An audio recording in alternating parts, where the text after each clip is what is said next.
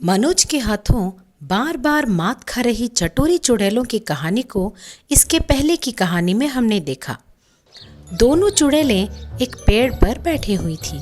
छोटी चुड़ैल का मुंह उतरा हुआ था। क्या बात है, मुंह क्यों फुला रखा है? आईपीएल का सीजन आ रहा है, खूब बैटिंग करूंगी ऐसा सोचा था।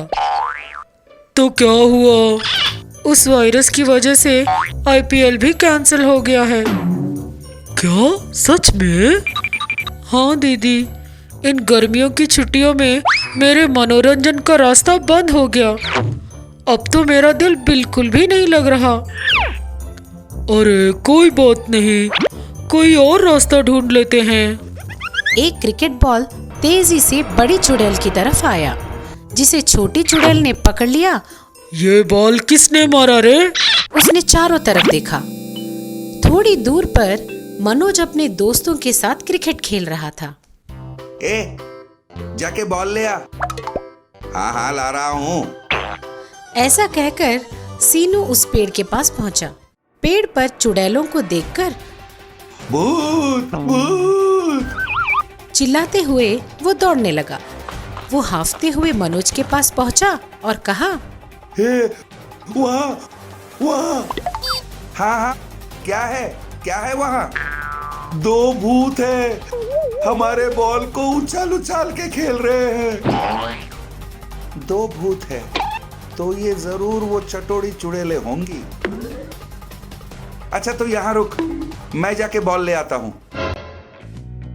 मनोज उस पेड़ के पास गया।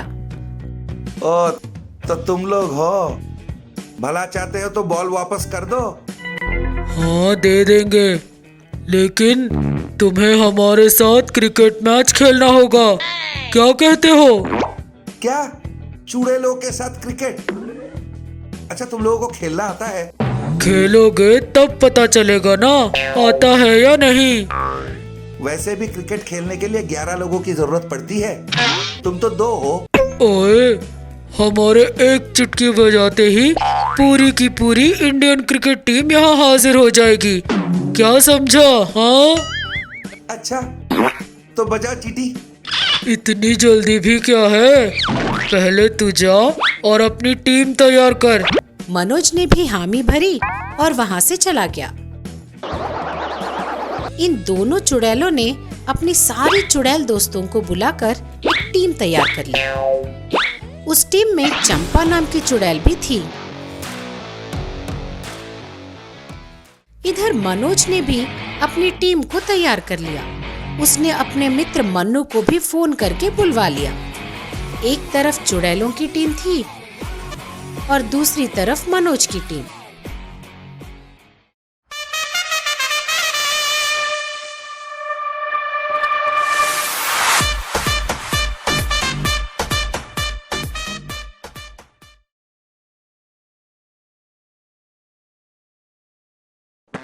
रामैया नाम का एक आदमी एक कॉलेज के हॉस्टल में वार्डन का नौकरी करता था।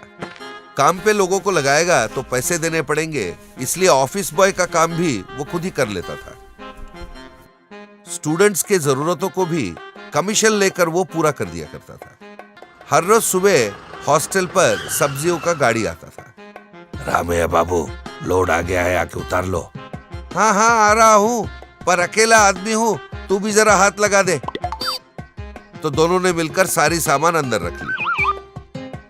सब्जी वाले के जाने के बाद हाँ चला गया ना ये, हाँ चला गया।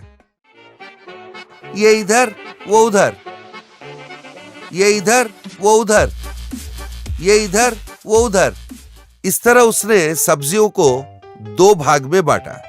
अरे कोई देख तो नहीं रहा है ना? तो उसने एक भाग के सब्जियों को थैले में डाला, पिछले दरवाजे से बाहर निकल गया और उन्हें बेच आया। वापस आकर 100, 200, 250 वो पैसे गिन रहा था। इतने में मोहन नाम का स्टूडेंट उसके पास आया और बोला, वार्डन सर, खाने को कुछ है कि नहीं? हो गई तुम्हारी सुबह? अरे मुझे कुछ पकाने दोगे या कच्ची सब्जियां खाओगे? धत तेरी की, पकाने तक भी नहीं रुकते लोग। जा बैठ, कुछ बना के देता हूँ। मोहन जाके चुपचाप बैठ गया।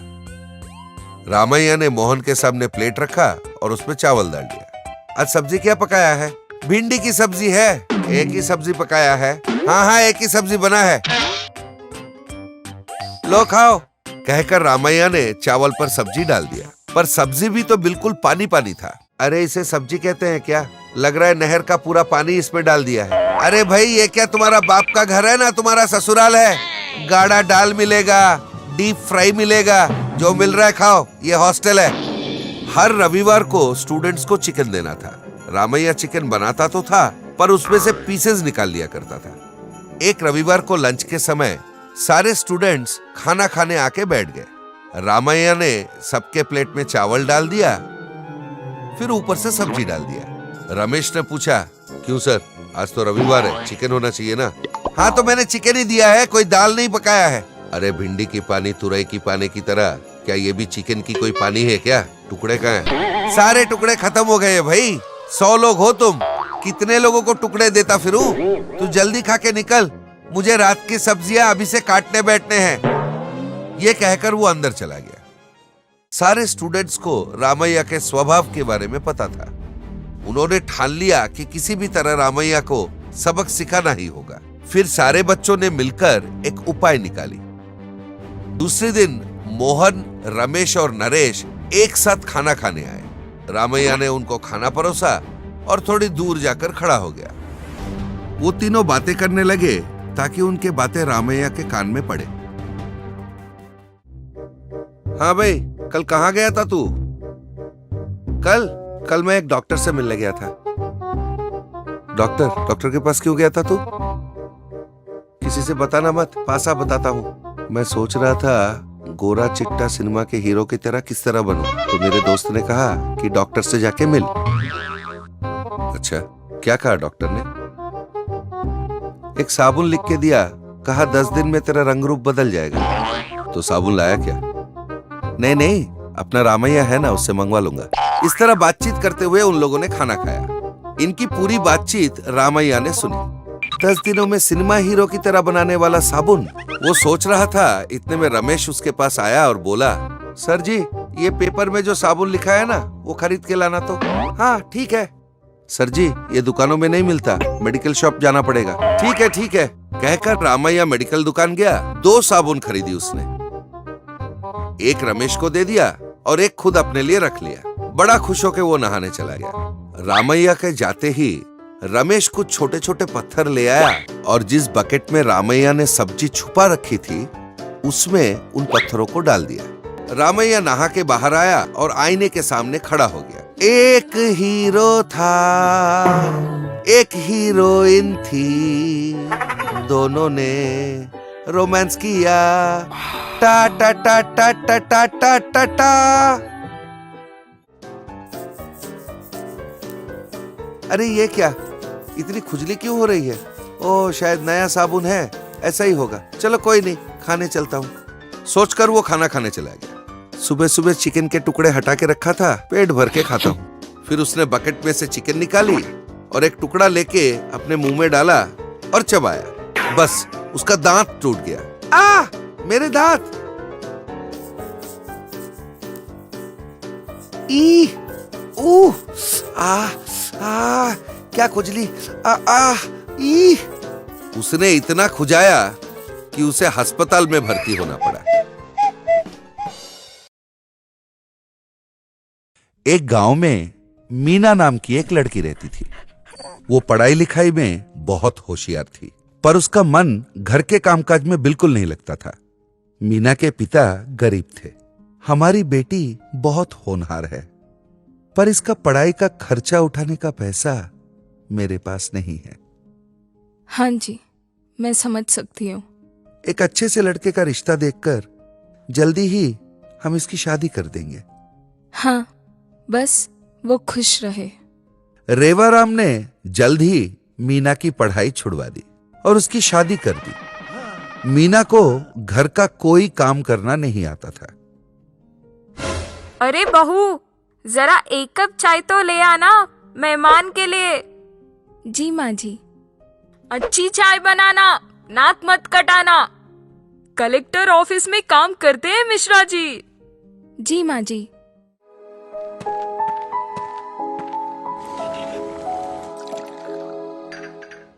Oh sorry. एक चाय भी ढंग से पिला नहीं सकती किसी को। सिर के कपड़े खराब कर दिए ना।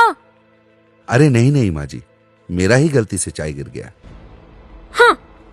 मीना दुखी हो गई। मीना पूरा दिन पढ़ाई करती रहती थी। वो बचपन से ही कलेक्टर बनना चाहती थी। उसने अपनी दोस्त के मदद से प्रवेश परीक्षा के किताबें भी मंगवा ली थी। वो बिना किसी को बताए तैयारी भी कर रही थी। इस तरह 1 साल निकल गया और इस बीच मीना ने घर का काफी कुछ काम सीख लिया था। आखिर परीक्षा का दिन आ ही गया। मैंने अच्छी तैयारी तो कर ली है, बस पेपर भी अच्छा चला जाए तो मेरा बचपन का सपना भी पूरा हो जाएगा।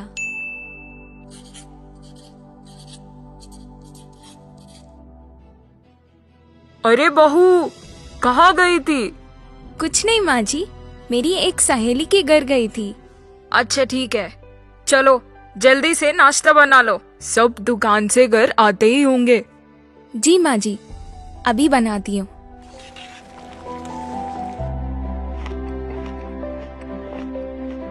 अरे वाह, ये कचौड़ियां तो बड़ी स्वादिष्ट बनी है। बनाई किसने?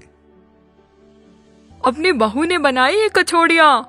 मैं ना कहती थी होशियार है बहू, देखो सब कुछ सीख गई। कुछ दिन बाद मीना का परीक्षा का परिणाम घोषित हुआ। आज तो बहुत डर लग रहा है, पता नहीं क्या हुआ होगा। ए भगवान बचा लेना। नमस्ते माँ जी, कैसी हैं? हम सब ठीक हैं। आप बताइए कैसे आना हुआ? आप जरा मीना को बुला देंगे? मीना को? हाँ हाँ, क्यों नहीं। मीना बहू, जरा बाहर तो आओ। जी माँ जी। क्या आप जानते हैं, मीना ने गर्व से हम सबका सर ऊंचा कर दिया है। वो कैसे? देखिए, मीना ने आईएएस परीक्षा में टॉप किया है। अखबार में इसका नाम आया है। क्या? शाबाश मेरी प्यारी बहू। माँ जी, मैं तो सिर्फ कलेक्टर ऑफिस में काम करता हूँ, पर मीना तो कलेक्टर बन के इसी ऑफिस में आ सकती है। हम सबको तुम पर गर्व है। Thank you. अच्छा बहू, मुझे माफ कर दे। तुम्हें घर का काम नहीं आता था तो मैं तुम्हें निकम्मा समझती थी। पर तुम तो बहुत होनहार हो। कोई बात नहीं माँ जी। मीना और उसके परिवार वाले अब बहुत खुश थे। मीना अब अफसर जो बन गई थी।